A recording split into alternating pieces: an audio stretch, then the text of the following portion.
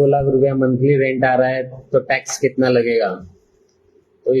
तो इसका मतलब अगर 2 लाख रुपया आपको मंथली रेंट आ रहा है तो ईयरली रेंट हो जाएगा आपका 24 लाख रुपया। 24 लाख रुपए पे आपको डायरेक्टली टैक्स नहीं लगाना है। अगर आपने कोई म्युनिसिपल टैक्स दिया है तो वो 24 लाख रुपए से माइनस हो जाएगा। उसके बाद एक स्टैंडर्ड डिडक्शन मिलता है, वो होता है 30% of your total rent income. Suppose आपने 24 लाख रुपया पे किया है तो उस पर 30% 7,20,000 रुपया माइनस हो जाएगा। उसके बाद अगर आपने उस प्रॉपर्टी पे होम लोन लिया है तो उसका जो इंटरेस्ट पे कर रहे हैं वो 24 लाख माइनस 7 लाख 20,000 16 लाख 80,000 हो जाएगा, और उसमें से अगर आपने कोई इंटरेस्ट पे किया है तो वो और माइनस हो जाएगा। फिर जो नेट बचेगा उस पर आपका slab of your total income tax लगेगा।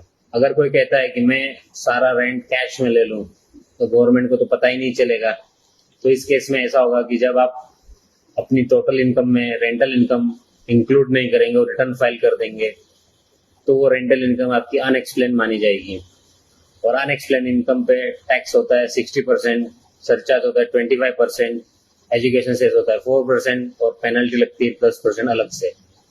सो सही इनकम दिखाएं, सही ITR भरें, और ऐसे ही इनकम टैक्स को समझने के लिए फॉलो